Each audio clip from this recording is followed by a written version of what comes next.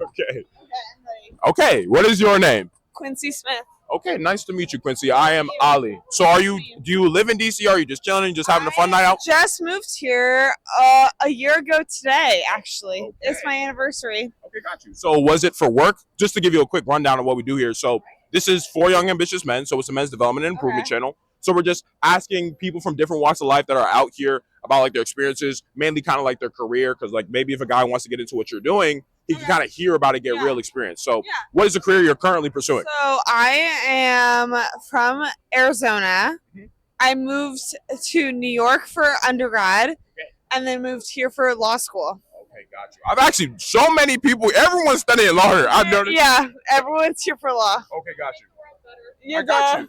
It's not going well. Okay. So what made you decide to get into law? Because at least you said that you went from New York and now you're here. So what made you decide to get into law? To hear a little bit about that. My aunt was murdered. Oh, wow. Damn. Like, but okay, rest in peace, by the way, first I want to say. So, hey, girl. Not to like talk about that situation too much, but it's like, was that maybe like a catalyst? You're like, okay, I want the laws to change because the circumstances, I'm guessing, in which he was murdered, like, you didn't like the way that the legal system dealt with that. No, it wasn't like how it was dealt with. It was more so it was how it came about. Yeah. It was like so like shit happened way before she ever was killed, and like that was preventative. Okay, gotcha. So it was more so for me like she could have never been killed, and then he could have never been a killer. And it was like, okay, so how do we approach that? Okay, gotcha. And so I was always kind of like, and she was very much like pro, like, like peace, peace. And so it's just like a fortunate situation. Yeah, and so I think like that's kind of what brought me to it, because my mom was always like, when like the case came through and they were like death penalty, my mom was like, yeah, no. Because she's like, that's the last thing my aunt would want. And like, that's kind of what brought me to it. Okay, cool. So at least with what you started studying with it, like, what are some lessons that you have like learned studying law? Because like, let's say a guy wants to get into it. What is like big things that you realize are really important, or maybe the average person walking around wouldn't really know about it? You just have to want it. Like, you have to really, really, really want it. Like, I like freshman year or 1L year fucking sucks. It's horrible. It's dumb. It's a lot of studying. It's ass. It's ass. They all know. Yeah, I got you. Okay, appreciate it. I don't want to hold you guys too long. Yeah, no problem. Yeah. 1L year fucking sucks. What my main like thing that I tell everyone is, you have to want it. Yeah. It's like, if you're passionate about it, then nothing matters. Gotcha. Yeah. Thank you so much. I appreciate that. By the way, what was your name again? Quincy Smith. Nice to meet you, Quincy. Yeah, thank you so much. Yeah, have a good one. Thank you, guys. Sorry about that. I know you guys are sitting in a rush. It's worth it if you love it. Cool. Thank you so much. Why not? Let's make it happen. Gotcha, What is your name? Lex Anderson. Nice to meet you, Lex. I see you in a nice suit. Are you working currently right now? Just coming off of work. Okay, gotcha. What is the work that you actually do? Because for this podcast, it's the For Young Ambitious Men podcast. So for guys that want to get into different kinds of fields, I'm talking to people from different walks of life, kind of hearing about their experience, because maybe you have a career that a guy wants to get into. So I want to like talk to people, maybe they could get real advice or from people who are doing real things out here. So what is the work that you do, sir? So I'm in food and beverage. Started out bartending. Used to own a bar, managed bars. Been in that whole game for about 15 years. But it didn't start that way. So my advice is that work on your hard skills, because you never know when your career path might change. Gotcha. As far as even from what you were just saying. Right. I mean, I started in politics. I went to Morehouse. Gotcha. I worked on the Hill. My homie went to Morehouse too. Oh, really? Yeah. So, I worked on the Hill for Congressman Rush. Worked in politics for a long time. Gotcha. Was jaded from politics because trying to fight the good fight, and you come in bright-eyed, bushy-tailed, thinking you're going to make a change. Yeah. And you feel like you're just divisive game. Exactly. Yeah. So you feel like you're just just running in a hamster in the wheel, sort of. So you stepped out of that. So I went into sales. I worked with the MCI. uh, WorldCom. Then I ended up having a consultant firm, and then I had a health issue, which life takes you through different journeys, to a different journey. So what I could always fall back on was my ability to connect, my ability to gravitate to people, my my sales performances, be able to sell, be able to process things. So whatever industry that you think you're gonna be in, just work on yourself and your skills because you never know where life is gonna take you. So that's my advice to young people, because you're you can't determine you can determine your path or your steps to your path, but you can't determine what life throws at you. And something that I even want to say that's super awesome about that, because even when I'm sitting here and doing now, like I would have never thought maybe 3, 4, or 5 years ago I would be sitting here and doing what I'm doing now. Right. But what's actually crazy is from stuff that I've done in the past, I'm actually using those same skills now to help me right now. And seeing and hearing about all the careers you've done, because you went from like bartending to law firm to like politics. I'm like, you have a lot going on. But I would say the biggest takeaway from that you've learned is like, you are able to use and leverage all these hard skills that you have learned from all the things that you've done for what you're currently doing now. Right. So actually, even in reference to that, I kind of asked in a similar way, would you say that since you said that you'll never really know exactly what you're going to do, because obviously the future is uncertain or whatever, but from the things that you are doing, it's never really a waste of time because you're learning skills that you can use later. Would you agree with that? I would totally agree with that. So honing in on whatever your hard skills are, you've been identified as a talent, right? Sure. Being able to, like I said, communication, like right as of now, you are a communicator, right? You've had to, maybe you took a communication class or maybe you haven't. Mm-hmm. However, you've been identified as being able to communicate and being able to be personable. So that's more of a soft skill. That's not necessarily a hard skill, but that's something you acquire through hard skills. Gotcha. So no matter what life throws at you, no one can ever take that away from you and it all starts with being educated, being willing to learn. Yes. People really don't put a lot of emphasis on the skill of listening, which is a huge skill to have. And in this environment and what I'm doing now, it translates from when I did work into politics and someone who was a political figure who was able to gravitate and bring people in and buy into their platform. They had to be able to be a good listener.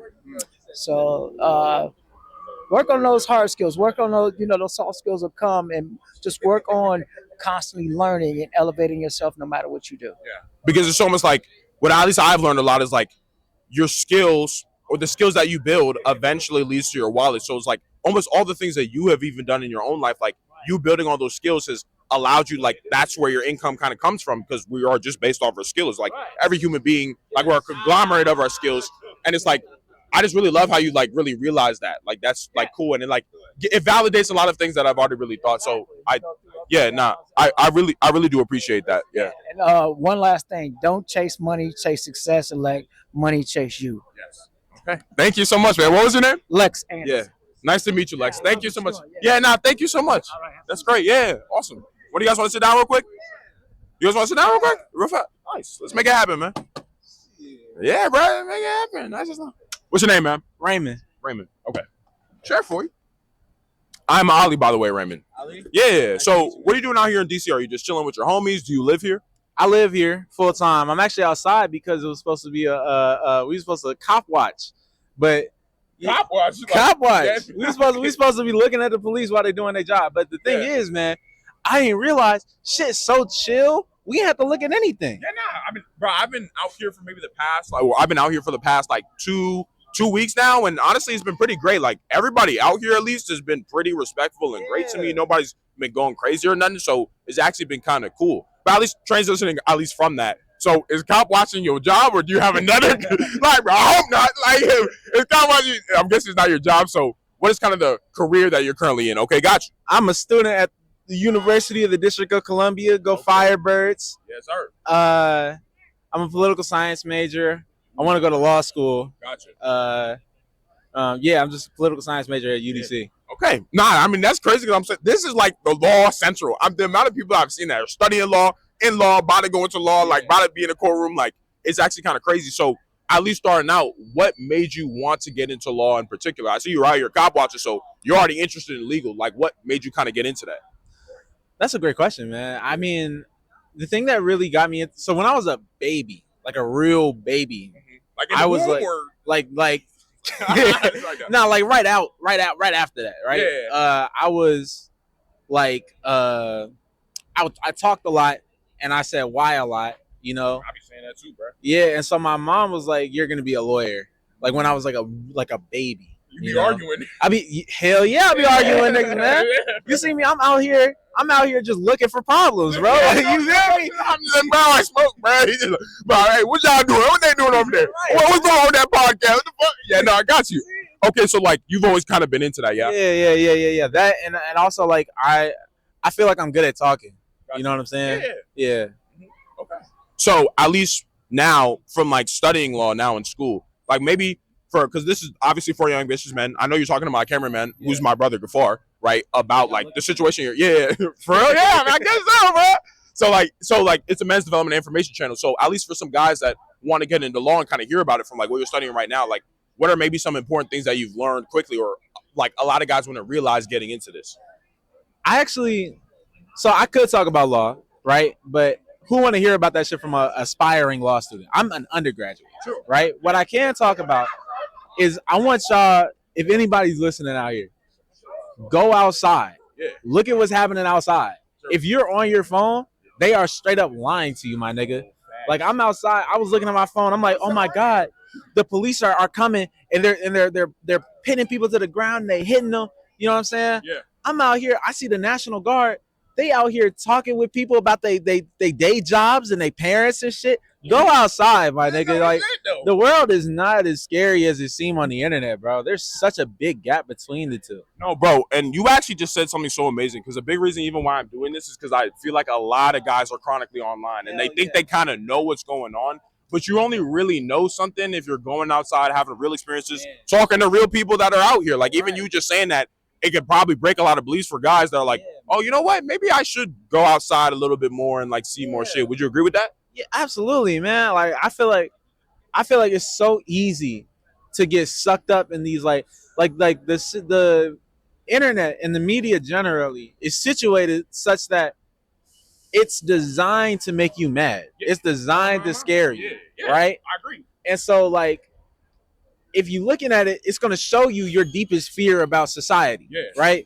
Oh, like, hey, it's going around everywhere. Oh, women, they only want that, blah, blah, blah kind of people. Oh, everybody's job is blah, blah, blah, blah, blah, right? Talk to a woman, bro. Apply for a job. You know what I'm saying? See what the world is like after you do that shit. You know what I'm saying? Like, I feel like people are getting scared into inaction. I personally believe that action is almost always better than inaction. No, it always is, bro. Do not be scared into not doing shit. You know what I'm saying? If you're gonna be scared, get scared into doing something. Don't get scared into not doing shit. You feel me? No. And you know what's even crazier, and this can't be the last thing I say because I don't want to take too much of your time. Is like a big thing I always talk about is like the greatest way to conquer fear is through a greater fear. So it's almost like, let's say you want to achieve your goals, you have big goals, and you're like, oh, I got to take risks to achieve this certain goal. I'm scared to take that risk. But then all you got to do is think of, and you can stack this. It's like, okay, well, if you don't take that risk, you'll never get that house. You'll never get that car. You'll never get that girl. You'll never know people like that. You'll never be that place. And you just keep stacking it to the point, like you were just saying right now, you gaslight yourself into taking action. So, So, go ahead. I'm going to just say this. My homie over there, Sammy, he called me. He was like, hey, man, it's the cop watch today, right? Cool. It would be nice if you were to come, right? Mm-hmm. And I'm like, that sounds real scary. You know what I'm saying? Like I see people on the internet getting pinned down and deported and fucked up. You know what I'm saying? But I'm like, you know what, bro? I'd rather like fight for my home, you know, and let the shit get taken from me than just give it up. You feel me? And I got out here, man. I joined a cipher, a rap cipher. I joined a rap cipher. I went to a underground disco party in a kung fu dojo, And now I'm sitting here at a motherfucking podcast talking to some nigga I ain't never seen before in my life. You feel me? So like, look, bro. If you scared to do something, that is not an excuse to not do it. Yeah. That's an excuse to do the shit anyway. Yeah. You feel me? Got to use a greater fear to conquer your fear, bro. Yeah, all right, yeah. What was your name again, man? Raymond. Raymond, nice to meet you, Raymond. That was fucking awesome, bro. I go by Human. You go by Human? Yeah. I'm a poet. Okay, got you. Human. I'm gonna remember that shit. Thank you, bro. Yeah, I appreciate that. You guys want? One of you guys want to hop on too? Make it if you want to. It's up to you. Make it quick. 1 minute, 2 minutes. You want to? Okay, we'll make it quick, bro. No problem. You know? Yeah. What's going on with that? Figure that out. All right. What's your name, man? My name is Sam. Sam, nice to meet you, Sam. I am Ali, bro. So I'm guessing you're out here chilling with your homie. You said you guys are cop watchers. So kind of what I'm guessing. Once again, I asked him like, it's not. I'm guessing not your job. So what is kind of the career you're pursuing right now? Oh, I'm a poet as well. Yeah, and I've been studying literature. Yeah, I'm still in school with that. This is interesting. Okay, cool. So like, what made you get into poetry? Because this is interesting. I've never heard any guy that's been into poetry, and it's like a niche thing to me. This is even new to hear. So like, what kind of made you get into that? Bro, I was studying foreign relations at American University. Yeah. I was interested in like anti-war negotiation between like countries maybe representing America. And that shit sounds cool until like you go there to learn how to do it, and you learn that you're just like furthering U.S. interests all around the world, and we all know that shit is definitely like that shit crushed hella families. Like that shit crushed a lot of our friends and their families. You know, like U.S. interests. Like, bro, this place is not all sunshine and rainbows. I was not about to work for that, so I was gonna pivot to what I'm really interested in, which is poetry. Okay. Yeah, and I think like poetry, you can learn a lot about the way you think, and about the way others think. But most importantly, I think it's just like, for lack of better words, just aura, bro. Like you find poems, like not like as in like, you know, your personal aura, but like you find a poem that really just sits with you. You can't tell why, but you're like, shit, that shit is tough. Yeah. Hella like plug in Emily Dickinson, yo, she's the GOAT, bro. Yeah, gotta read Emily Dickinson. Okay, so like, what is almost like I would say your bigger ambition than with poetry? Because I know you just said like I kind of didn't want to do this other angle because it wasn't really going with my interest, so I wanted to get into poetry. So ethics. Yeah, or your ethics too. So like, what then led you to be like, okay, or like not what led you, like what is kind of your ambition with poetry? Like you want to be like one of the best poets in the world, or is it like, I mean, obviously maybe not. Yeah, go ahead. I want to teach poetry. I mean, I think to be the best poet is like, that's like a Luffy ass feat, bro. I'm not on that. Like, shout out to all the Luffys out there. Yeah, maybe I'm not ambitious enough, no, it's man. Fine, but I still want to hear it. But yeah, I want to teach poems, you know, because I want to teach like my favorite poems. I want to talk. I want to get paid to talk to people about my favorite poets, because I think that like my favorite poets deserve to be talked about, you know, especially the ones that dead. Yeah. And you know what I even think is even kind of cool too, and this is not me trying to really give advice, but I was just kind of thinking about it, like, even if it's not like, okay, to be the best poet in the world, you just said, I would love to talk to you about it. Well, you could also start a YouTube channel. You could start your own channel and kind of like talk about that too. So if you haven't really thought about that before, then yeah. And then actually what I want to add just to hear too. So do you have memorized like your favorite like poem that you've heard? If it's shorter, do you have one memorized at all? I got a short one. Okay, yeah, say it real quick. Yeah. And you can tell me the meaning after. This one is In a Station of the Metro by Ezra Pound. The apparition of these faces in the crowd, petals on a wet black bough.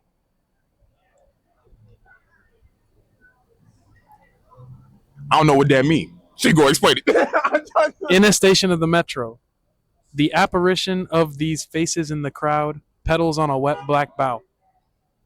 Petals on a wet black bough. In the metro. Apparitions.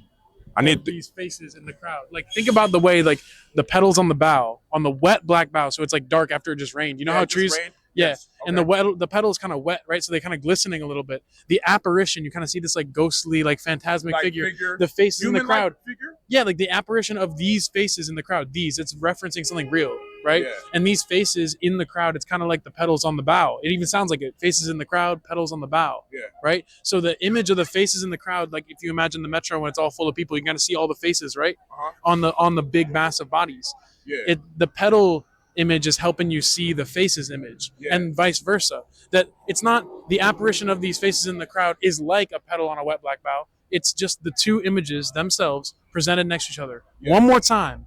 In a station of the metro, the apparition of these faces in the crowd, petals on a wet black bough. Bro, I'm gonna need to sit and think about that, bro. I'm getting cut, man. I'm not saying. No, it's hard. No, I mean it does sound pretty. And I think the crazy part is too is like, I ain't know it was that deep. I didn't know, like, no, but it definitely does. Sit with it gets like that. Yeah. Low key. No, I really appreciate that, bro. What was your name again, bro? My name's Sam, and you're Ali. Yeah, nice to meet you, Sam. Yeah, no, Shout that out was to all some the ambitious men out there, yo. Yeah, bro, I appreciate Hey, that. read poems. Yeah, read it. Please, bro, we need I'm getting hip to him, bro. That's the first poem I've read in probably 30 years, bro. some Ezra Pound. Okay. Yeah, bro. Okay, I mean, if you want to. Oh yeah, why not? Sure. What is your name? I'm Cam. Nice to meet you, Cam. I am Ali. So, do you live in DC, or are you just chilling with your friends here, or like? With him in Philly. Okay, gotcha. So you're just here visiting right now? Yeah, we just moved in like 2 weeks ago together. Okay, got you. Let's go. Congratulations to you guys, by the way. Yeah. Okay. So, at least, what work do you do in Philly? Because obviously, I was saying like I asked kind of about career and stuff like that to like hear maybe your experiences. I work remote. You work remotely? Mm-hmm. What work do you do? I like marketing analyst. Okay. So, what led you to get into being a marketing analyst? Are you like early in your careers? No, actually, it's not marketing. But I don't know. It's like a data analyst. A data analyst. Okay, so is this something that you studied in school and you got into, or is this maybe something you've always known you wanted to do? Yeah. Okay. Cool. Are you early in your career?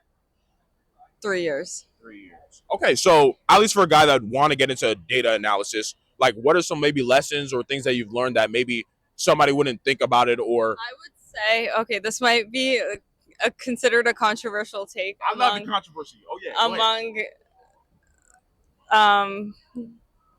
a person over there, but definitely get your master's degree. Okay. It'll help set you apart. Okay. So, what would be the problem with not getting a master's degree with that? We are the other side of the story. honestly, with not getting one, Yeah. you're not set apart from like somebody that has it. So yeah. So it's like kind of like if you get a master's degree, less people have that, so you get a better opportunity to get a job in data analysis. Is that correct assessment there? I think so. Yeah, Okay. definitely. Okay. So at least since you've got your master's degree, that helped you out a lot. What have you learned being in data analysis, or like kind of like what do you do? If you could tell me a little bit about it. I look at a lot of Excel sheets and just do reports every week and a lot of ad hoc things. Gotcha. Yeah. Okay. So at least from a looking at Excel sheets kind of standpoint, is there like maybe a skill or a tactic that you've learned from that or doing that? Because I would guess it would get tedious, but you've probably gotten good at it. So is there maybe something you learned from that?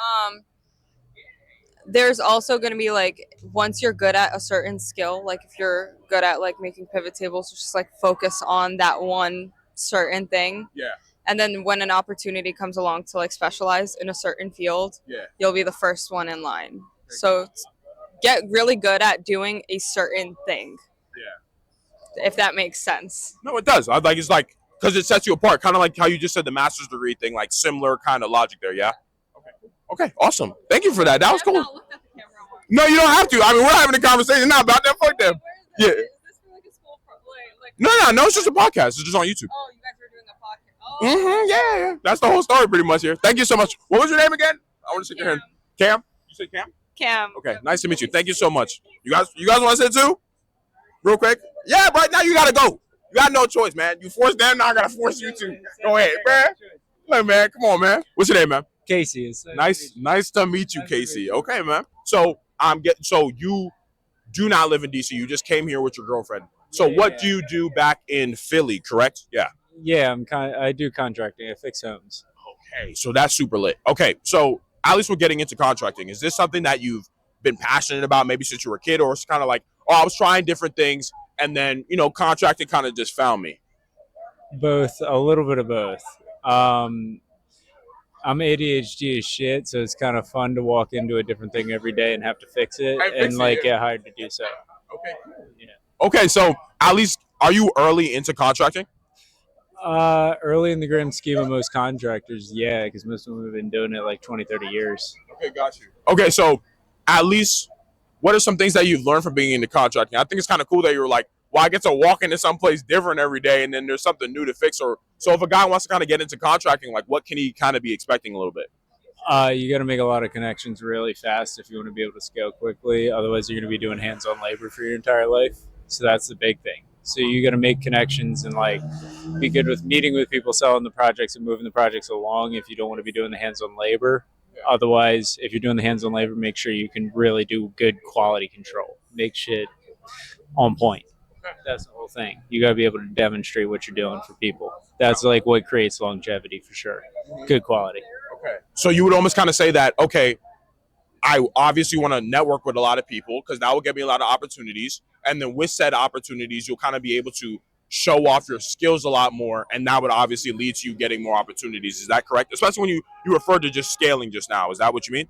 Yeah, that's like the networking opportunities across the board are either you're going to scale quickly by meeting people that give you opportunities, whether it's clients or opportunities to meet clients. Yeah. Or you're going to network and you're going to build fulfillment processes. So like different things that you can offer customers. Okay. Then one other thing I would kind of ask you is like, what are some things that you've done to network a lot more? Or maybe what's the kind of like tip for that you've seen? Take every opportunity, like somebody has something to offer you and just ask them a question too, generally. Yeah. So it's almost like basically talk to more people and then they're like, hey, I got this other thing kind of going on. I got this home right now. And then that's how you kind of get opportunities. Yeah. 100%.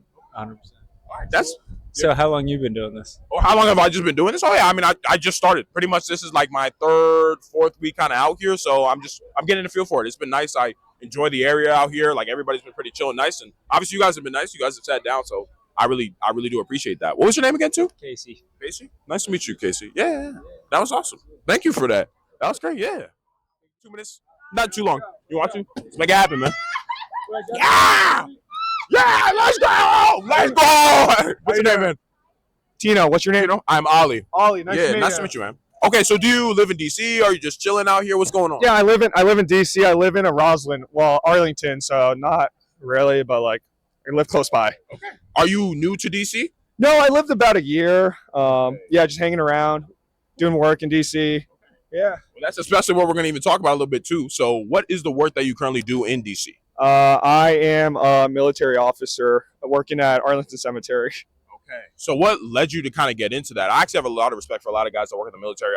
I've obviously been seeing a lot of military out here. So first I want to kind of ask, like, what led you to get into that? Is this like a childhood thing or it's like, hey, I was bouncing around. I'm like, boom, I want to do this.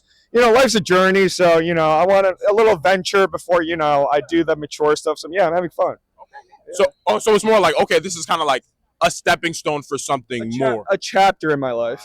Yeah, just a chapter. Yeah. Okay. So at least for some guys that would want to become a military officer or maybe even just do this for the long term, what are some things that you have learned that maybe the average guy walking around wouldn't really know about it if you wanted to get into it? Yeah, no, I'll just say be coachable, be humble. You're going to make some mistakes, but the best type of people that I see are the one that learn from their mistakes, don't dwell on it. And yeah, that's all I got. Okay, cool. And kind of one question I'll kind of ask is like, so what is it exactly that you would do as a military officer?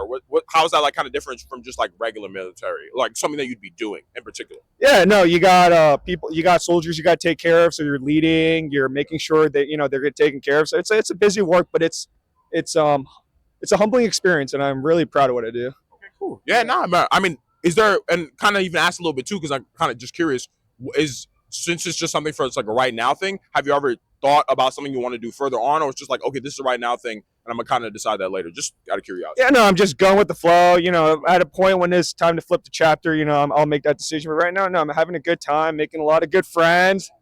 You know, life's good. Life's good. No, life's good, man. Appreciate that. What was your name again? Tino. Nice to meet you, Tino. Yeah, Ollie. Yeah, that was fire, man. Thank you for that. Take water? Yeah, sure. Why not? Got you. You guys want to sit down? Nice and fast. That's fast. I'd love to hear it. Got you. Thank you so much. What is your name? My name is Gabby. Nice to meet you, Gabby. I am Ali. Okay. So I'm guessing you're chilling out here in DC too. Do you live in DC? I do live in DC Okay. How long have you lived in DC? since January. Okay. So it's like, it feels, I mean, I guess kind of newer. It's been like, what, 8-9 months? But would you say this is a great place to come for like job opportunities and stuff like that? I'm only here because of my job, so yes, absolutely. Yeah. Okay. So what is the work that you do?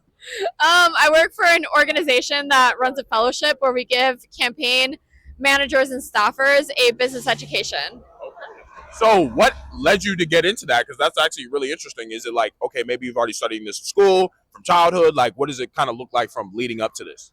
Yeah, in school, I focused on like gov tech and civic tech, and I wanted to merge both like business and technology with government because I don't think they should be divorced. And I was able to find this job where I was able to combine the two like interests. Okay. So at least if a guy kind of wanted to get into this, like what are some things that he could look out for? Some maybe lessons that you've learned from being in it. I know you said, was it that you've been here since January? So you started it's been like 8 months now that you've been in it, right? Yeah. So like what are maybe some things that you've learned? You're like, oh, I did not know it was going to kind of be like this. Yeah, I would say that like especially people here who come to DC, they're very interested in like politics or like government. Yeah. I would say like don't get completely siloed and like tunnel visioned into that. Like it's very important to learn about like other things as well. And like just because you learn and just because you learn about like business or tech, like that doesn't mean you can't combine the two. And if anything, that's probably going to be an asset for you because it's like so rare that you find people who like also have those skills or like that background, especially if you want to like combine the two or go into government in the future. So like definitely it's okay to be a generalist.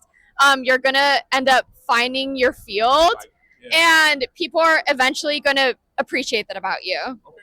Okay, so I kind of shifted to dating a little bit. Of course, I got to hear it. So at least you've been in DC for the 8-9 months. So what's going on with the man? Our man, great right now. You kind of hate them. Like what's the issues right now? And be wrong, completely honest, because I'd love to hear it. Now, obviously defending the male side here. So go ahead. I am single.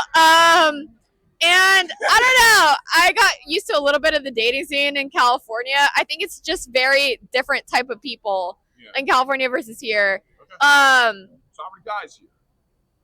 I've been on about like 15 dates in 10 days, and I don't know, none of them resulted in anything. So I don't know if that says something about the area, me, or something. I don't know. It could be all of them, but like, yeah. It could very well be the problem, and that's okay. Like, So is there anything maybe in particular that you've seen with guys at least that has been an issue at all? Not necessarily just an issue. I guess like I sometimes think about like the fact that like is DC my city in terms of like people's interests and like whether or not we align with that. Like I think that a lot of cities have like their own specialties, and I don't know if like DC might be my city for that, and that's okay. I'm learning that. I've only been here a couple months.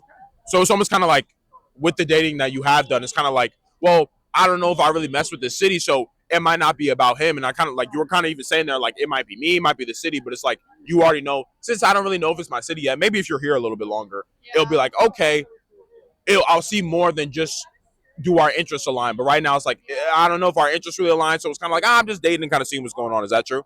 That's part of it. I think the city is also very transient. So like, there's also been a case where it's like, oh, I date someone and it's like, oh, shocker, they're moving to New York City in a month. And that's happened to like a couple times. So yeah. Like people moving fast, like, oh, you're about to move. Oh, so you nothing long term is really gonna go down. Yeah. I think like finding people who actually want to stay here long term. Granted, I don't even know if I want to stay here long term. So that's why it's like, yeah. So like that's definitely been like possibly a misalignment. Okay, cool. Nah, that's really awesome. Thank you for the info. What's your name again? Gabby. Nice to meet you, Gabby. Yeah, that was great. Yeah, that was solid. Yeah, cool. That was awesome. Y'all want to sit down real quick? Quick podcast? Yeah, you go find out when you sit down.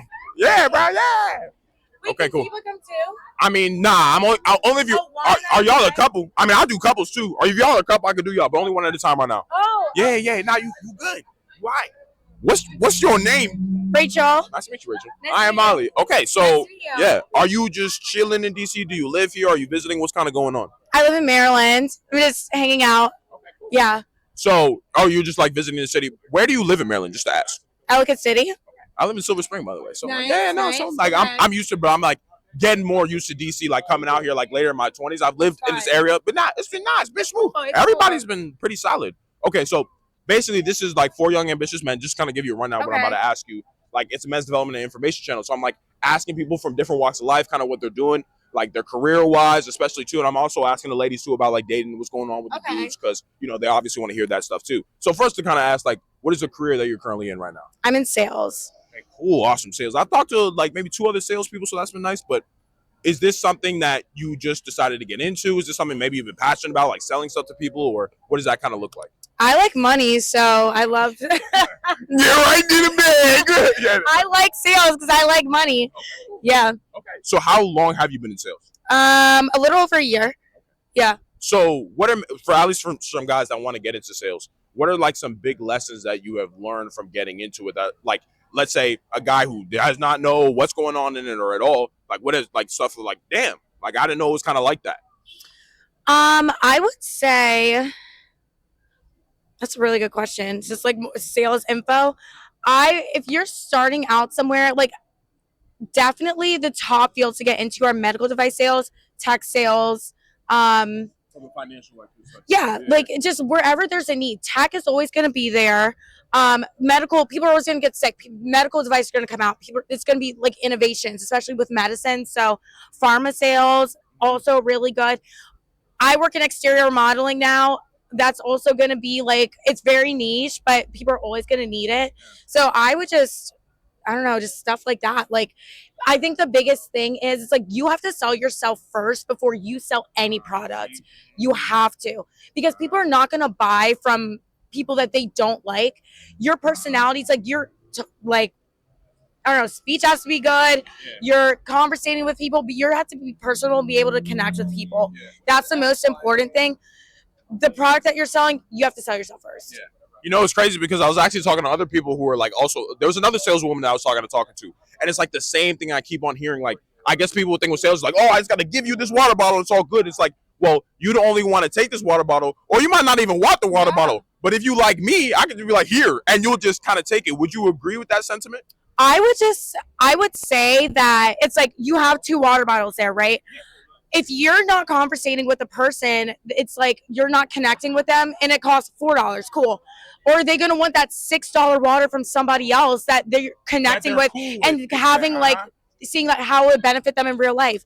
That's what's going to sell it. They're like, oh, I'm going to buy the more expensive water because it's like, I like the person attached to it. Exactly. Okay, cool. So like that's just another thing important to remember, guys. Like if you want to get into sales or do anything, something, first you got to be cool with the person you're talking to, and they'll be more than interested in to buy your stuff. Like no one's gonna buy anything from people that they don't like. So I appreciate that sentiment. So I kind of want to shift a little bit to dating. Of course, I want to see what's going on with the men. How we feeling about that currently? So have you been dating in DC? What's going on? The last guy I dated was in Baltimore, not DC too much. Actually, all the guys before were in DC, so I'll say. Wait, to pause you first. So it's like, at least what have you seen where guys great right now? You dealing with any issues, or what, like some issues maybe you have a man, or maybe men have been great and it's been fine. So like share a little bit about that.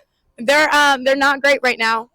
Men, step it up. I'm gonna defend this side. So no, I got y'all, bro. All right, so like what's going on? Like maybe something in particular specific that you're seeing is like an issue for you in particular. I would just say like they're not, like the men are not menning, like they're just not doing what they're supposed to do. Okay.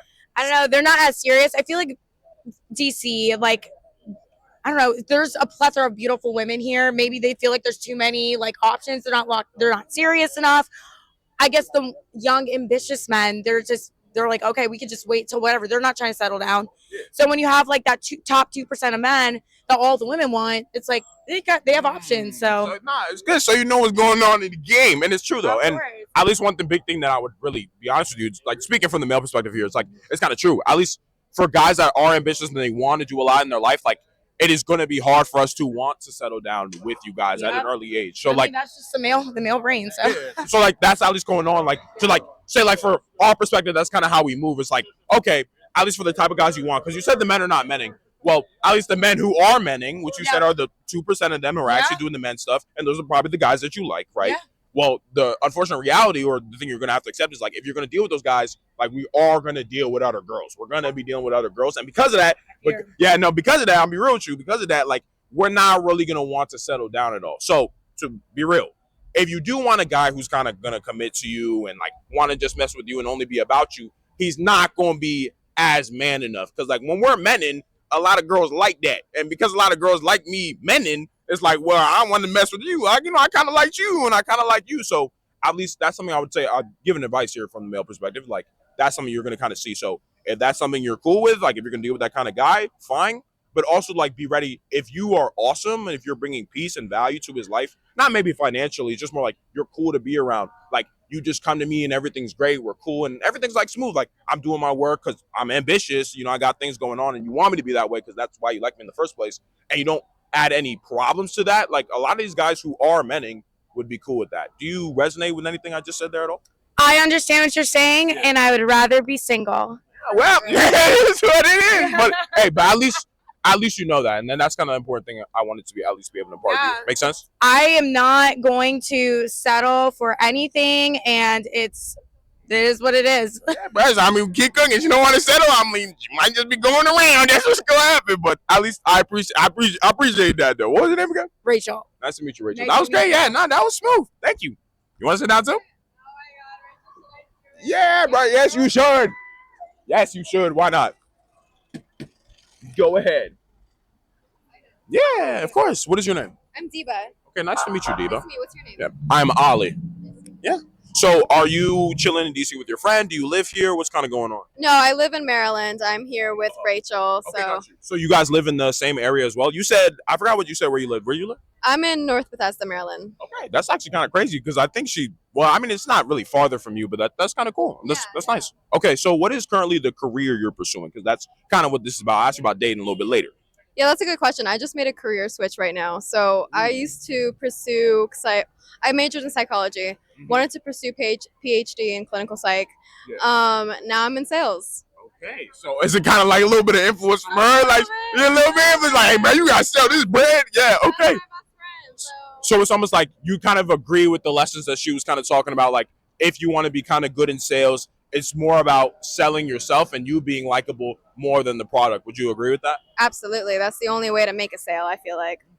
It's good that you've actually learned that. So I guess it's just early since you just made the switch at least. Is there also anything else that you kind of noticed aside from that to be good in sales at all? I think it's just being who you are. I think there's a lot of people in sales that I've met can be a little artificial, but as long as you are who you are, you can make a huge impact on the people that you're selling to because they see your authentic self and they're like, okay, like I trust this person. Trust is everything because they are buying from you. Yeah. And once they see the real you, they're like, you know what? I trust this person. I'm going to go buy what they're doing, you know? Yeah. So it's almost like you've noticed that almost like the worst sellers, really artificial, kind of like just buy this, not like it's kind of flat, not real, not any emotion behind it. But like the people who are very good, it's like, it's almost like they're not even selling anything to you. It's just like, this is just me. You want to buy this or not? Well, not in that way, but you know, like, it's just like them, and that's like what allows them to be good salespeople. Is that correct? I agree. And also think of car dealerships and like the salesman there. Yeah. You know, the stereotype is, you know, they're just trying to sell everything to you. Like they're anything. Like $1,000 on this and $1,000 that because you need it. Yeah.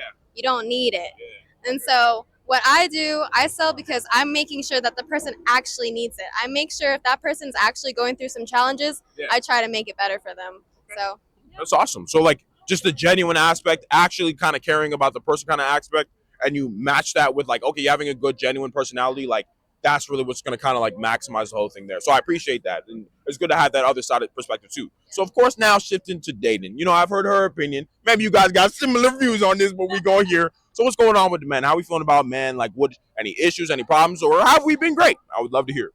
So far all shitty experiences. And I'm living my single life truly to the fullest. So okay. So talking about these shitty experiences, I know you don't want to relive them, but of course, you know what I'm saying? I got to make sure my guys out there are cooking. So what is like maybe one or two of the big things that you've noticed with these shitty experiences, like with the guys you've kind of dealt with? A lot of insecurities, a lot of competition, especially one of the guys that I dated was very insecure with himself, and I could tell. Okay. And it just felt like he wasn't sure that he really wanted to, he wasn't confident being with me. It was a question for him. It's like, how did I get a girl like her? And he did say that to me. So okay. So I'm actually going to ask a little bit about that kind of too, a little bit. So when you even say insecurity, can you like tell me kind of like maybe a behavior of what that kind of looked like when you say he was being insecure? It was interesting that you said that he literally said to you, like, I'm surprised that I did this, which, you know, for most of you guys, never fucking do that. What the hell are you doing? That's obviously dumb as fuck. You should never be telling a girl, damn, I'm happy to be with you. They don't fuck with that. They want a dude who's menning, you know, a dude who's like confident, has charisma, is articulate, you know, knows what he wants, is ambitious, of course. You know, like, is that more like what you would like or prefer? Absolutely. Yeah. So you wouldn't like kind of like that whole, I don't know how I got you. Is that like the main insecure thing that you kind of saw, or was there anything else that maybe he was uncomfortable about? There are some other things that I felt like he wanted to move too fast because he felt like there was no other way to go about it. Yeah. So he was moving way too quickly with me, and I think because he really wanted to like put a label on it as soon as he could. Yeah. That was kind of a red flag for me. I take things slow. Okay. And I did tell him I take things slow. he didn't respect that. So And they might not mess with this, but this is also why, even speaking to you a little bit here too, you kind of do have to mess with other girls, guys. You have to be talking to other girls because when we're menning, we're talking to other girls, and it puts us in a position where we're not acting insecure and saying, "How did I get you?" Because it's like, well, I'm doing my thing, I'm cool. Is it like this is a situation that I want to be with you? Do you kind of bring peace to my life? And that's the reality. I'm going to tell you right now too. Like, if you want those types of guys who are confident, that are not going to be sitting here and telling you, "Hey, I can't believe I got you," and be insecure, like he is going to deal with other girls too. So it's almost like the competition either flips one way. So that is the reality. That's kind of what it's going to look like. So do you at least resonate with that at all? yeah, of course, and of course, like if there's no label on it, do what you want. Mm-hmm. But if there's a point in time where you want to take things seriously, like I'm on the same page. So Thank you so much. That was awesome. What was your name again? I'm Diva. Nice to meet you, Diva. Yeah, you guys were great. That was cool. So it's FAM. It's for young, ambitious men. So I'm talking to people from different walks of life, So like maybe you have a career, some experiences that a guy could learn from. Maybe if you're something that you're doing, he wants to do too. He's like, oh, this is somebody who's doing that. Oh, I didn't know that thing. And I could kind of like ask you a little bit about that too. And also for ladies too, I'm asking a little bit about dating too, because obviously guys like girls. So that's why we have ladies too. I hope so. And then, are y'all doing that? Like, anyway, what is your name? Amber. Okay, nice to meet you, Amber. Can I shake your hand? I'm Ollie, by the way. Okay, so what are you doing out here, Amber? Are you just chilling? Do you live in DC? You just chilling with your friend? Like, what's going on? Well, that's my cousin Sophie, and I'm out visiting family and everything like that. I live out in New York now. I'm from the DMV, but I moved out to New York about a year ago. So I'm out now, seeing family, handling family business, stuff like that. Yeah. Okay, cool. So what is it that you're currently pursuing back in New York? Because I'm guessing you have a career out there. Maybe it was a job opportunity. What's kind of going on there? So I followed my current job. Well, I work in media production and everything for like a major network. I don't want to name any names, but it's a major network. And I'm making bands. But it's like, nah. Yeah, so my job took me out there, but I always wanted to go out to New York to pursue acting and modeling and stuff like that, So it just worked out. Yeah. So at least getting into media, let's say a guy wants to kind of get into that. What are some things that you kind of learned getting into this? Because I would assume like it's maybe a very jarring space at first. And even just you being bold enough to move out to New York and doing that, which I want a lot of my guys to do shit like that. Like you got to take risks if you want to succeed. Yeah. So like, what are some things that you kind of learned that maybe the average guy walking around wouldn't really know about this? In terms of media, the field of media. Yeah. For any men out there who want to get into the field of media, I would say it's just about experience. Like that's the unique thing about media production is that sure you can get a degree, but it is one of those fields where it's kind of optional, where if you don't have a degree but you have like a shit ton of experience and stuff like that, then they will take you. So it's all about going out and getting the experience, showing that you have the tenacity, the perseverance, the creativity, the drive to go out there and shoot content and put together a reel and stuff like that, I would also say what was I going to say? I forget, but it's just about having a good attitude as well. That's the thing about media production is like you can know everything about media and about production, but if you're an asshole, no one's gonna want to work with you. No one's gonna want you a part of their crew, nothing like that. In the industry, we say like we'd rather take someone who doesn't have the experience but has a good attitude and train them rather than have someone with a shitty attitude who knows everything.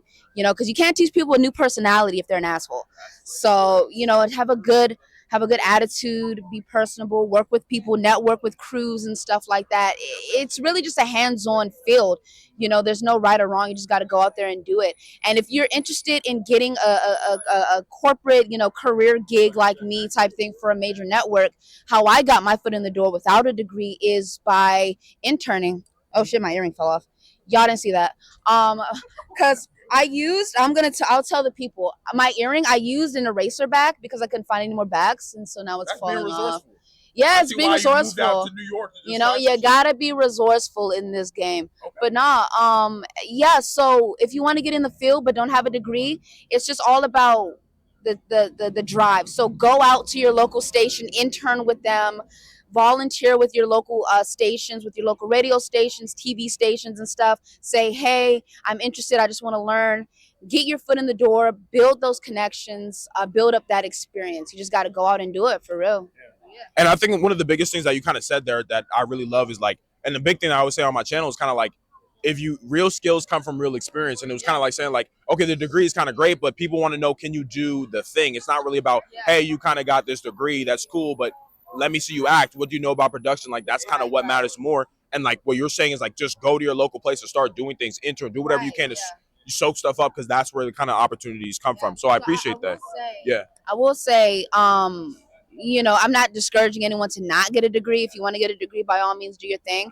You know, right? You know, like if you're trying to be a brain surgeon, probably go to college and get a degree for that. I would hope. You know, but a lot of the times with degrees, they want to know that you've been trained and that you've been like learning textbook the field and stuff. But the beautiful thing about production is that experience that they're wanting, the only way to get it is to go out and do it, you know, books aside. So that's why it's a really good field. If you can't afford school, if you don't want to go to school or anything like that, but you want to learn, you know, you can do that. And YouTube University, YouTube it, you know, and then just learn. Thank you so much. Okay, so what I'll kind of ask you just to shift a little bit to dating here, because you know I want to kind of hear about your experience, what's going on, how are the men kind of do it. Nah, I want to. That's why I do this. Anyway, yeah. So what's kind of going on with the guys then? You know, we liking men right now, we hating them. Like, what's kind of going on, or some issues that you kind of been seeing currently? Some issues I've been seeing, just in general, like no one's really serious. You know, everybody's flyby. Everybody, well, not everybody, but a lot of people, it's like that Rick and Morty episode with the dating app, you know, and everybody was just like the fleeting love, like, oh, why invest in this person? The first hiccup, I'll just go out and find somebody else or something like that on Instagram or whatever. It's so easy because everybody's super accessible and stuff like that. So everybody's willing to just throw things away. I feel like quicker to chase after like the image or the idea of things. It's just kind of hard and I feel like in this day and age, a lot of people are struggling, you know, financially, emotionally, spiritually and stuff. These are trying times, so it's kind of hard to not have your head up your ass enough to invest in a relationship, you know, because it's hard to really invest in a person, invest in a relationship if you're constantly grinding, if you're constantly hustling, if you're constantly worried and afraid and anxious and stuff like that. And I'd actually even kind of pause you there really quick, because obviously this is for young ambitious men, right? So a lot of my guys, I want them to be grinding, I want them to be working hard, because the truth of the reality is like women want you to do that. Like you guys want us to be ambitious, you guys want us to actually be men and do things like that. I'm not saying, you know, like the normal hustle or whatever, because I have, you know, my side hustles and passions and stuff, but I'm just saying to keep your head above water. A lot of people are too busy surviving to go out and live life and have people a part of their life and stuff like that, you know. So I feel like modern late stage capitalism has destroyed modern love, you know. Everybody is like has their head down. It's this rugged individualism and stuff like that.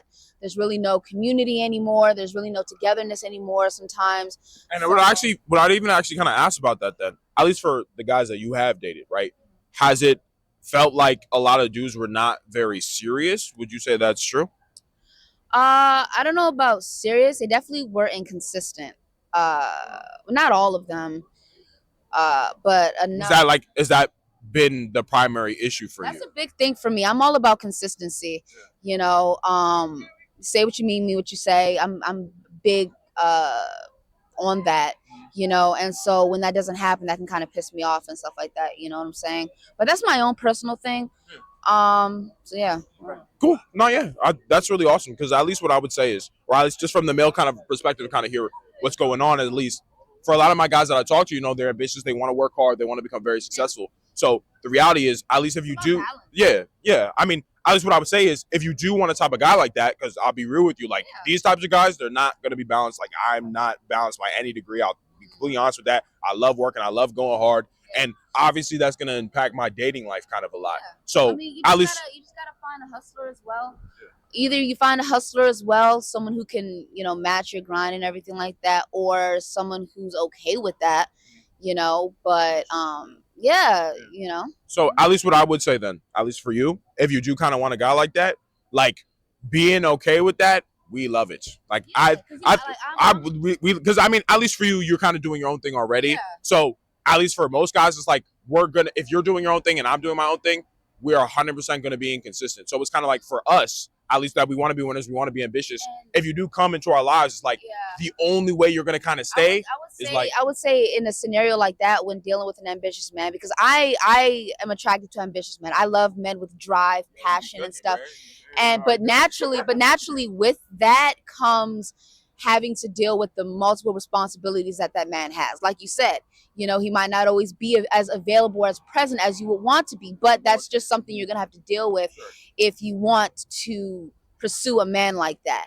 But I would just say with something like that, it's just about the little things. You know, if you can't text me and have a whole conversation throughout the day, just send me a funny gift or something, or send me a meme or something to let me know you're thinking of me. So just something small to let me know you're thinking of me. Hey, we're just thinking about you. Just send a quick text. Can't talk, but just want you to know I'm thinking about you. You know how easy it is? Like, just send that. Like, we don't even have to talk all day. Just 10 seconds out of your day to let me know you were thinking of me. Yeah, bro. And then you can go back to grinding and doing whatever. You know what I'm saying? Just keep it playing, y'all. You know, I got to do the grind, but like, even if you give them a little bit, they're like, they're cool with it in that way. So first, I would say thank you so much. What was your name again? Amber. Okay, nice to meet you, Amber. Thank you so much. That was great. Awesome. You want to sit down too? Ollie. Yeah. You want to sit down too? That's my guy. There you go. Make it nice and smooth. What is your name? I'm Sam. Nice to meet you, Sam. I am Ali. Okay, so are you just chilling with your homie in DC? Like, what's kind of going on? Yeah. I grew up in DC. I'm a native DC person. And I'm spending some time with my cousin while I'm here. In between. Oh yeah, you said cousin. Yeah. Yeah, I forgot, bro. I'm like, damn. Yeah. Okay, cool. And I'm taking a break here between school. So yeah. Oh, so like you're currently like studying in school? Because I was gonna ask you even kind of about career then. So what are you currently studying in school?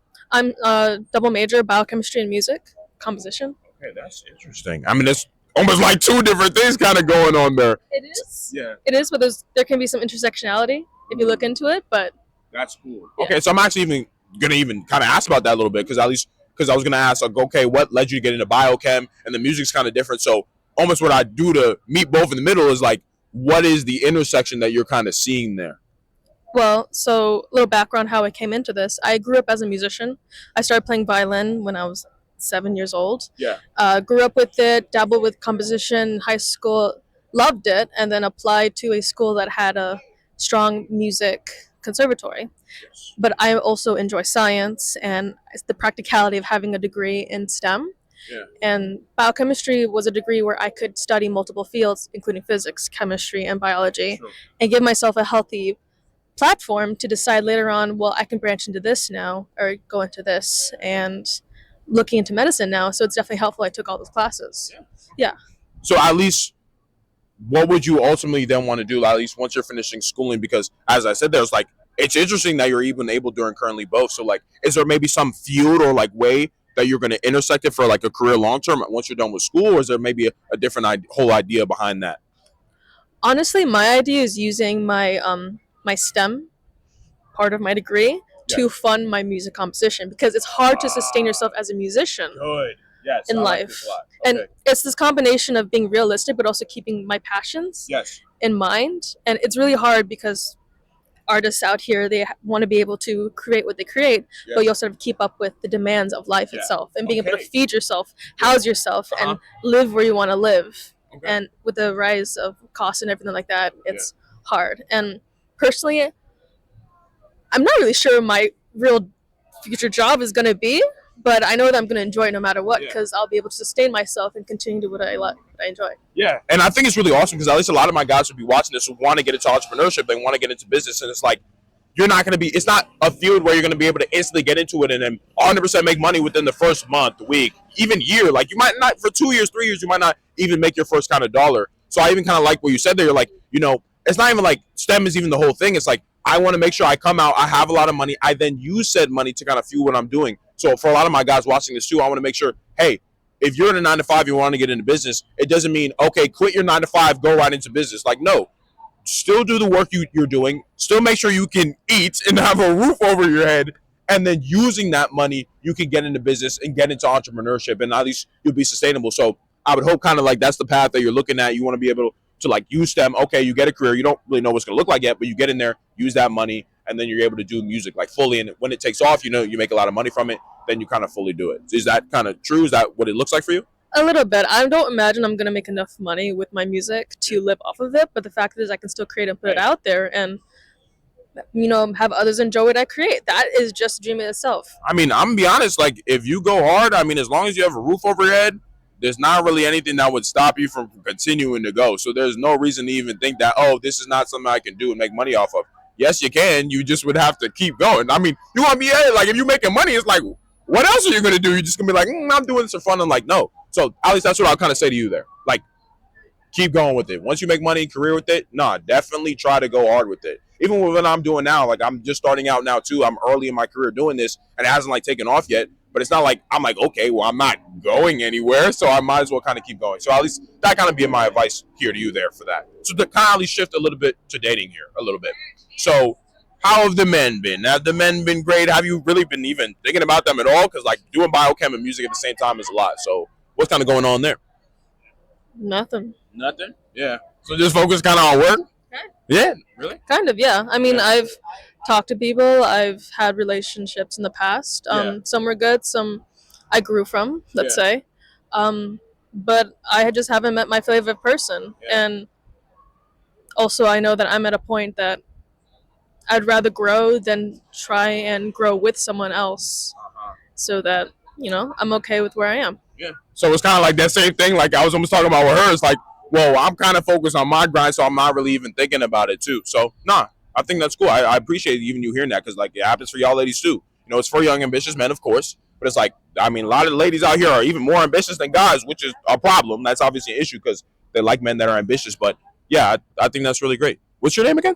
I'm Sam. Sam. Nice to meet you, Sam. That was literally awesome. That was really great. And definitely pursue the music thing. You have all the time in the world. You're not going anywhere. So when you come out of school with your career, keep pursuing it. Like, literally go as hard as possible because it literally can't happen. I mean, you have a million tries. You're going to live a long life. So, yeah, it happens. I think to tell you a quick story of what I've heard, like the guy who made the song Jingle Bells, for example, like he was basically like a failure for his entire life for like a ridiculously long time.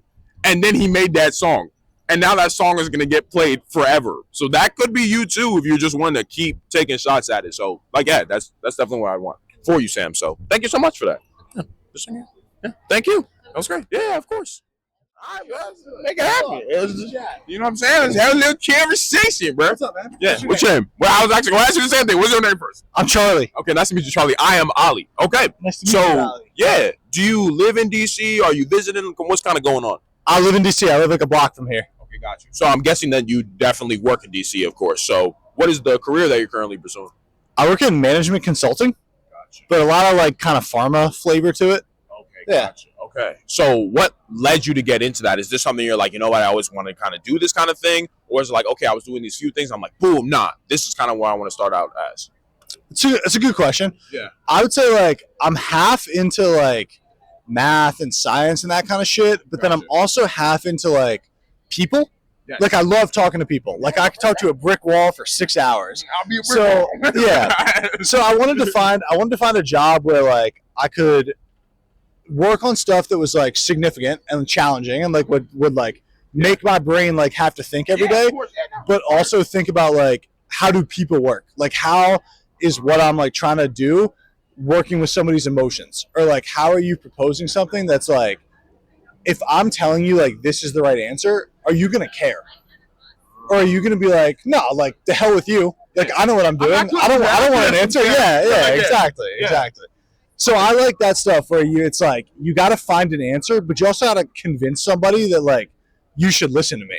Okay. Yeah. So at least for a guy that want to get into management consulting, what are some things that he could look out for? Even kind of what you were just saying right there. At least that was more from like, okay, this is why I kind of like to do it angle. But maybe for a guy who wants to get into this, like, what are they learning from it, or what could they learn from getting into this that you've seen?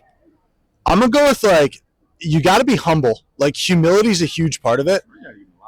You gotta acknowledge that like if you walk into a room, like 7 people out of 10 in that room are just gonna be smarter than I am, and you got to be willing to be like, hey, I got to acknowledge what I don't know and be willing to learn from people. Yeah. And and also understand like what do I bring to the table. Like I'm a personable guy.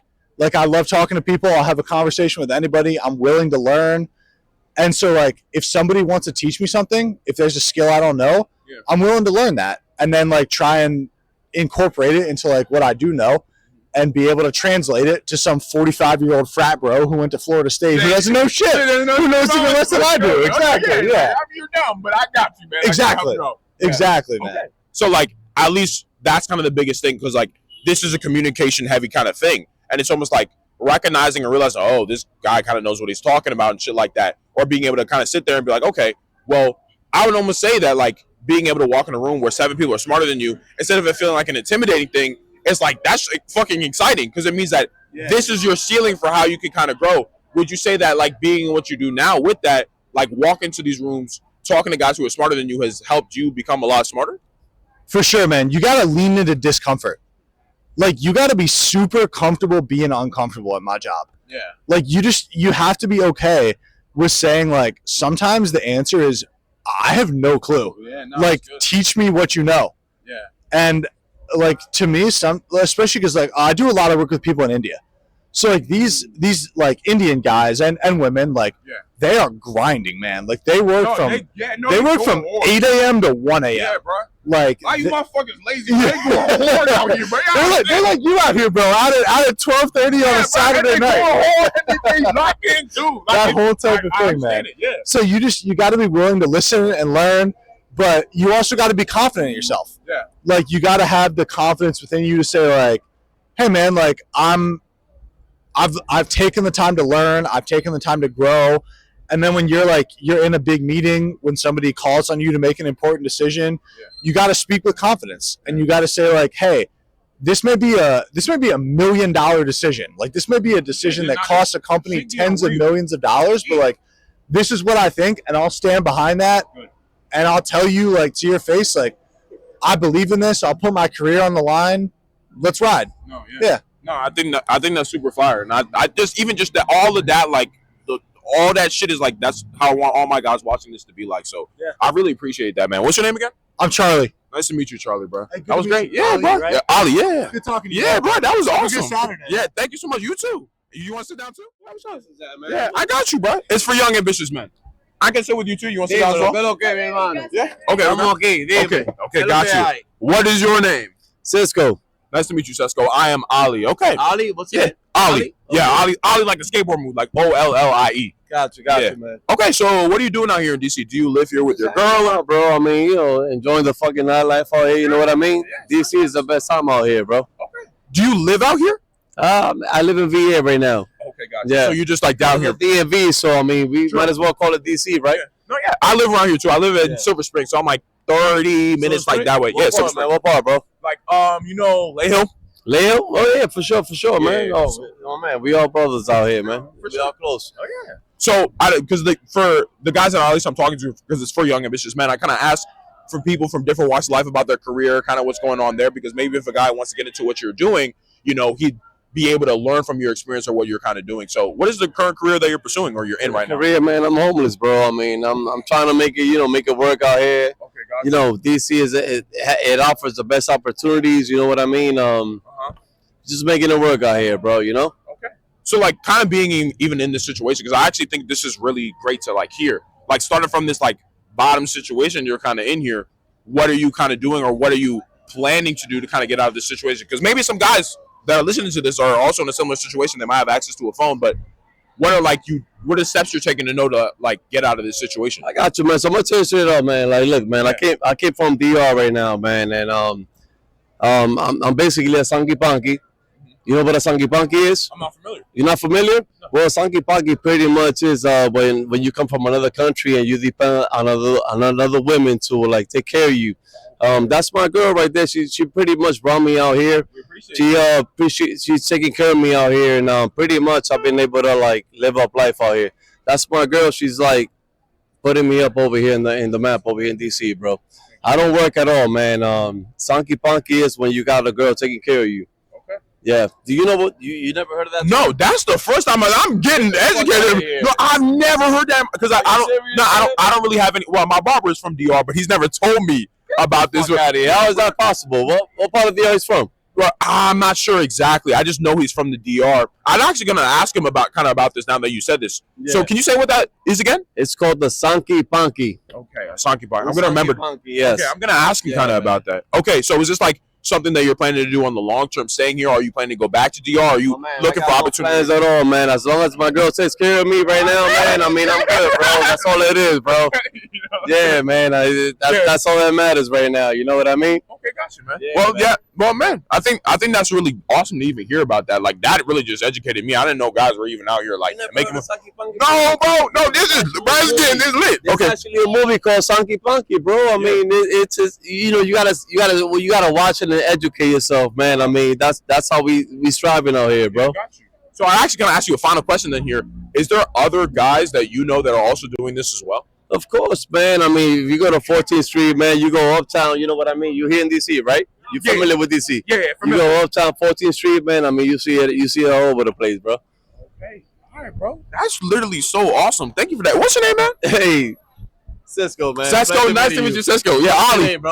Ali. And what can I find your podcast at, man? Oh, it's just called FYAM Podcast. If you search it up on YouTube, it should pop up. All right, my brother, bro, man. thank you so much. Yeah, bro. Thank you so right? much. Yeah, and I appreciate you too, man. He's an awesome guy. From different walks of life, because it's a men's development and information channel. You know, so I just kind of want to like hear about your experiences, because maybe your career or what you're doing, another guy kind of wants to get into. So what is your name, man? Zach. Okay, nice to meet you, Zach. I am Ali. Okay, so so do you live in DC or are you visiting DC? I live right outside DC. Okay, gotcha. Yeah. Okay. So what is the work that you're currently pursuing, like career-wise? I do auditing for the federal government. Okay. So what led you get into auditing? Is this kind of something that you've wanted to do before, or is like, okay, I'm trying different things and this is kind of what I got into? Trying different things, and this is kind of what it led into. Yeah. I wouldn't say it's particularly my passion, but I like doing it. Okay. Yeah. So for a guy that wants to get into auditing, right, especially for the government, what is like some things that he could learn, or like what does auditing really entail? Because I'm not completely familiar with it, so I kind of want to hear a little bit about it. So I'd say get into accounting, get into stuff that you want to do about it, and then it'll kind of lead you into auditing, specifically. But I wouldn't say there's anything that you need to do to get into it outside of just majoring in accounting and showing interest in it. Yeah, that's about it. So what does auditing? You don't have to say for like the government stuff, if you don't want to. But like, what does auditing entail? Like, what kind of goes on with it? Yeah, pretty much just checking the processes that go into what exactly you're doing. So it's not just about checking the numbers, but it's about checking, what are the accounts and balances that go into the processes that happen. So the people that touch all the accounts, the people that touch all the processes, just looking at everything that has to do with that. But yeah, that's about it. So is it almost like, to even then just ask there, is it like, okay, you're going over all the financial data and then like, okay, it's almost like labeling the stuff like this is for this, this is for this, this is for this. Exactly. You're just doing it for the government. It's financial data, but it's also looking at other stuff within the data, the processes that the people that touch it, the projects, everything about it. But yeah. Okay, so then one final question I'd ask about that then is like, what is something that a guy could think about getting into this, or an important thing that he should be thinking about that you have learned from being in it? Like, okay, you need to be very aware of these numbers or this thing, something like that. Yeah, I think the biggest thing that I learned was don't be afraid to ask questions. Don't be afraid to ask questions about exactly. The sector that you're in or the job that you're doing. Don't be afraid to ask questions about the thing that you're doing, because that's the most important part. Gotcha. Nobody knows exactly what they're doing or the job that they're doing when they get into it. Yes. But asking questions is super important. I even think that's just even a life thing kind of there too. Like, ask as many questions as possible. You get smarter. The more you know, the better you get. So thank you, man. What's your name? I appreciate it. Zach. Zach, thank you so much, Zach. Yeah, that was nice and smooth. Yeah, bro. Yeah, cool. Yeah, woo, yeah. Let's go. Quick pod. Make it happen, quick podcast, man. All right, bro. Let's keep it playing, man. Nice cool. Keep it P, man. Yeah, give me a P. What's your name, man? Antonio, man. I'm pushing P. Keeping the players shit. All right, what's up, Antonio? Do you live in DC or are you just visiting? What's going on? I'm raised from DC, man. I don't know about these other transplants and all that, but I'm from here, bro. Okay, so you've been here for... Remember. Okay, gotcha. Okay. Yeah, bro, I'm living in my street. I own this whole block. But... I own a block, though. I own a block, not this block. All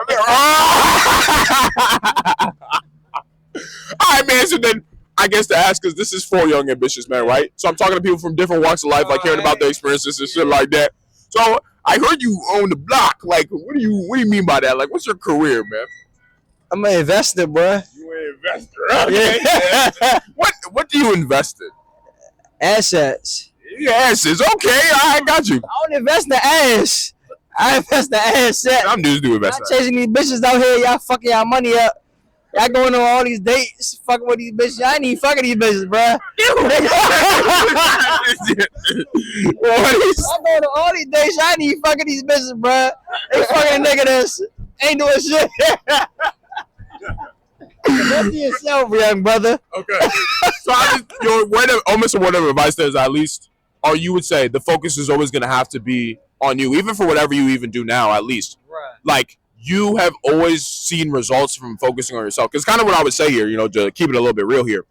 At least, yeah, I'll let you talk in a second. Yeah. So, like, almost to keep it real here, it's like, whatever even you're going to do, it's like you will always gain benefits, or everything always works out if you invest in yourself. It's almost like what I've noticed a lot in my own life is like, whether it's a problem here, whether it's bitches here, whether it's hoes here, or whatever the issue is, it almost always comes back to, well, if I just invested in myself, my own capabilities, my own mind, and what I got going on, like, it always works out. Would you kind of agree with that, man? The human body is the highest form of technology, man. That's boring, yo. He said the human body is the highest form of technology. Talk so. Yeah. You like to invest in technology? You like to invest in AMD, NVIDIA, Meta? You better invest in yourself. And them too, though. Hold on. What is going on? Do you want to, hey, man, throw some, bro? How about the boys, bro? What you mean, throw some? Yeah, no, I mean, do you want to be in the podcast? Okay, but hold on, let me finish my bro. Wait, hold on, bro. Let me finish. So I'm interviewing them. Swap phones right now, guys. Okay, so YouTube swap phone. I know. Wait, swap phones, bro. We don't know. Swap phones. Wait, what's going on in your phone? We actually want to know what's going on in here. Yeah, no, wait. What phone? What's going on in your phone? Y'all see swap phones. Okay, wait. What are you doing out here, DC? I'm actually just grabbing a drink with a friend. We have a Frenchie here. He came all the way from France. Where's Simon and me? Oh, magique. Wait, what does that fucking mean? Wait, what does that mean? Wait, so you just landed today? What? You just landed today? Yeah. No, it's not his birthday. Wait. He landed on October 20th. That's amazing. Okay, First day in DC, though. First day in DC. How do you feel about DC, man? Pretty good. Okay. You want to move to the United States? Pretty soon. No, bro, it's later, bro. You see what's going on? You see what we be on, man? Yeah. Can you give Freddie the mic? He has a song he wants to sing. Wait, can you actually sing, bro? I'm good. Nah, bro, we want to hear about the people want it. The people want you. Make it out, bro. Who get invited tonight? You know what I'm saying? Who get invited tonight? You get invited. You know what I'm saying? You know what? Wait. The only couple get invited tonight, bro.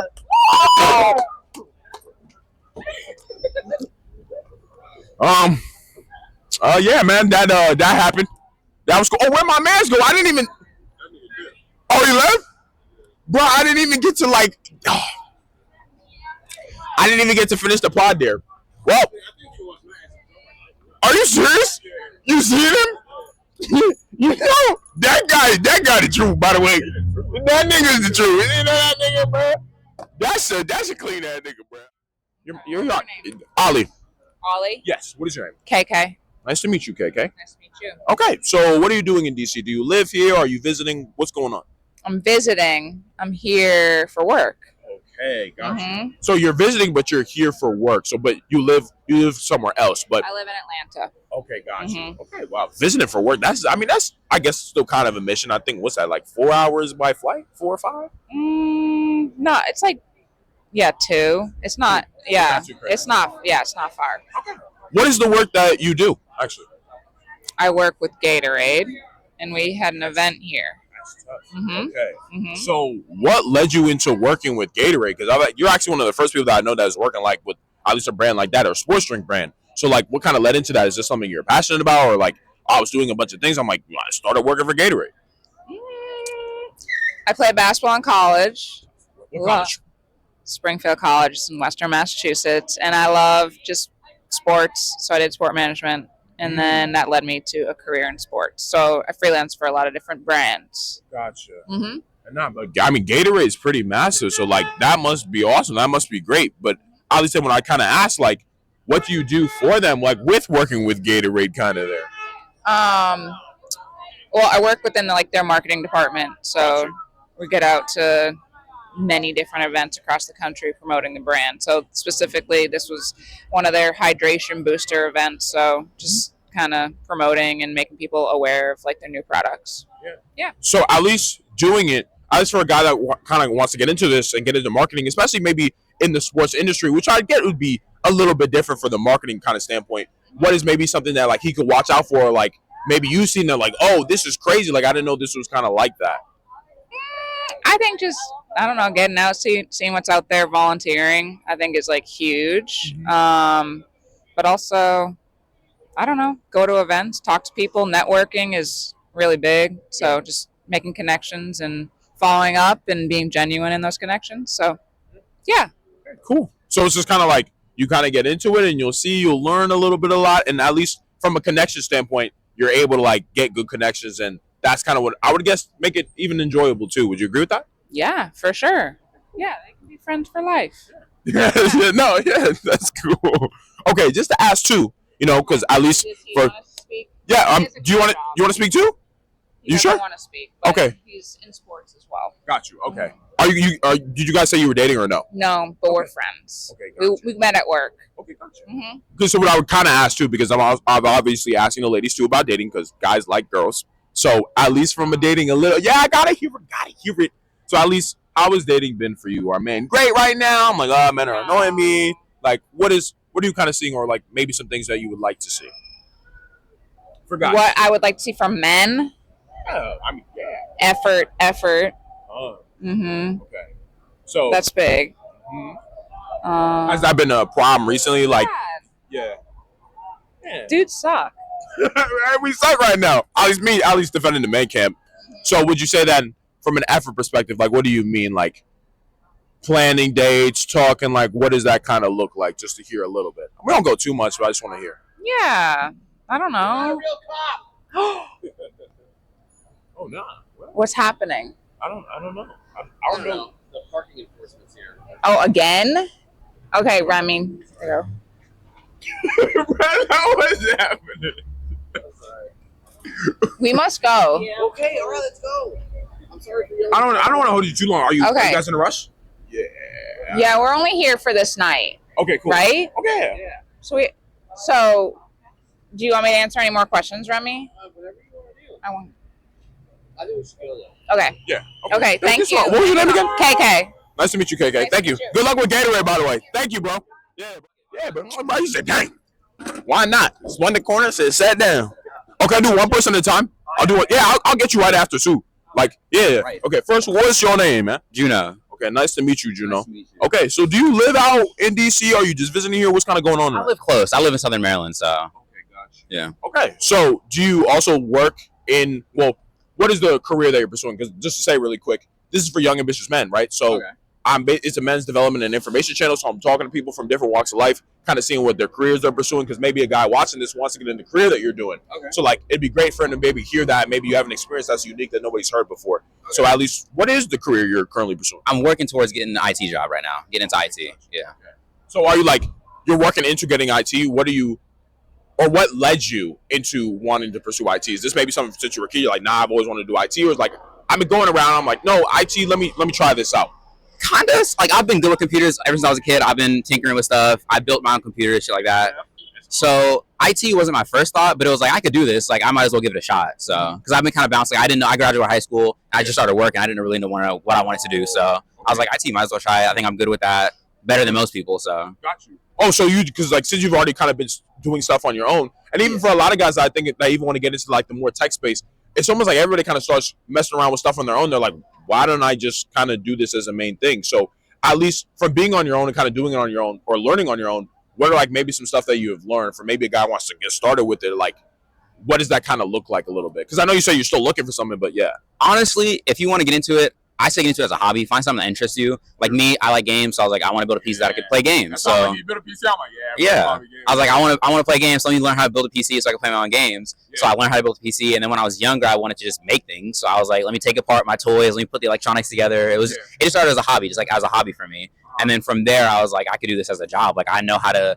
Like I've helped my friends with IT. I've helped family members with IT stuff. So smooth, bro. Just started working on my certification and with that. Yeah. So I almost kind of asked, do you think even from what you've currently done, is that something you can kind of use in maybe your portfolio for like maybe jobs you're applying for IT? Be like, well, you might not have done like something maybe corporate or whatever, but it's like I've built this and I've built this. Because I feel like if you done these things, it's like they would be like, oh, bro, he's built something crazy, even though he wasn't a part of something like that. Is that kind of something you're doing? If you worked on personal stuff, like right now I'm working with setting up a NAS, which is like a home like network thing. Right. You could put that on your portfolio. If you've ever built something, you can probably put that on your portfolio. If you've helped people with IT, you can probably put that on your portfolio. Really, just anything you've done that's IT related that you think most people don't know how to do, put that on there. It'll help for sure. Okay, cool. Bro, that's super awesome, man. Thank you for that, bro. You're probably one of the first. Like I've heard a lot of software development and stuff like that, but you're probably like one of the first IT guy, so I appreciate that. What's your name? Juno. Juno? Nice to meet you, Juno. Yeah, bro. Nice and smooth. You want to sit down too, bros? All right, let's make it happen, man. Nice and quick. All right, bro. What's your name? Ollie. Owen. What's your name? Owen. Owen. Nice to meet you. So we have 2 Owens right here, man. Got you. All right, bro. So are you also just chilling in DC with your homie? Kind of what's going on? Just looking for something to do. Okay, so as I was talking about with him, we're talking mainly about like career here, kind of like what you're getting into, because maybe a guy wants to get into what you're doing. So like, what is the current like career that you're pursuing? Right now, I'm going into nursing. Nursing. Yeah. Okay, and I work with people with intellectual disabilities right now. Okay. Can you give me an example of like one of those disabilities that you'd work with or going to work with?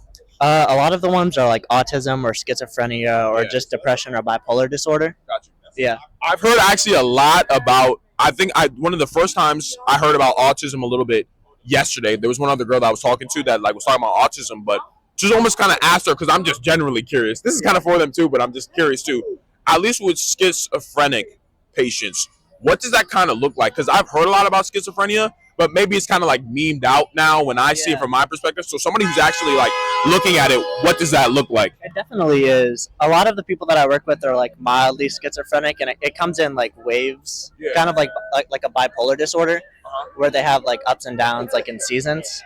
So a lot of the times, my patients will be not manic, and they'll just be cool. Like we just hang out, we watch TV, we go places. Yeah, it's just cool. They're just people, Yeah. But then sometimes they're manic and they're a little bit more disoriented and like uncooperative. But even when they're manic and like maybe having hallucinations or delusions, they're still normal. Still normal. Yeah. So at least, how would you just? Obviously, I'm guessing you haven't experienced it yourself, or maybe you have.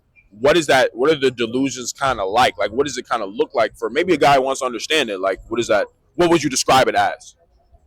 That's a good question. I don't know because I don't see what they see. Yeah. But a lot of people have like, especially in first world countries, have like dark delusions, where maybe they'll think people are out to get them, or like they'll see people, or like they think like someone's trying to like kill them or something like that. But it's okay, yeah. Or they'll overreact to certain things, like a car horn. Yeah, exactly. Like that could set somebody off, and they think that it's an attack towards them, even though it's something unrelated. Okay, cool. Thank you so much for that. And when I shifting kind of back to just nursing in general, at least getting into it, what is maybe another guy wants to get into nursing, or at least even mainly with it towards the disability route, right? Yeah. What are like some things that you have learned from pursuing this, or like the average guy walking around wouldn't really know? Get your GNA. It's a great intro to nursing, and most of the classes are pretty inexpensive and not that long. You said GNA? Yeah. Okay. That's a geriatric nursing assistant, and you can also work as like a nursing assistant in a hospital or at a nursing home or in hospice, anything like that. Yeah. Yeah, so you can get into the nursing field and kind of see what it's about, while not spending a whole bag on school. School. Yeah. And it's way. I'm not gonna say way easier, but it's easier than going through 4 years of school. And all the money you'd be paying, right? All the money you'd be paying, and the nursing programs are rigorous. So getting your GNA or CNA is a great way to kind of get a glimpse into the medical field without committing all the way. Yeah. Okay, cool, bro. That's literally awesome. I hope a lot of you guys can take value out of doing that, thinking that you're gonna go to school when you might not actually have to. So I really appreciate that, man. What was your name again? My name's Owen. Nice to meet you, Owen, bro. That was great. Yeah, bro. Nice and solid, bro. Yeah, of course, bro. Thank you guys so much for that, man. That was lit. Yeah, you guys too. All right, we'll close out here. You know, it's been a good night on the FAM podcast. Got a lot of people here. I'm flowing a lot more. Just let me know what questions you guys kind of want me to ask. You know, because I want to ask more stuff, more saucy stuff that you guys are thinking is valuable to you guys and the goals you're kind of trying to achieve. So yeah, man, I'm gonna keep cooking. As always, shout out to my boy Gafar behind the camera. He's really been cooking for me. I hope he's been enjoying the vibes. I'm gonna compensate him for doing this shit for me because he's just been great. He's been lit for it. So yeah, man, we'll keep it cooking. I'll be out here next week. If you're in DC or in the DC area, come to 14th Street. I'll be sitting right here. We can talk about anything, mainly careers and dating. But if you have any other questions trying to know about me, we can make it happen. So yeah, man. So with that being said, I'll catch you boys in the next podcast. Peace out.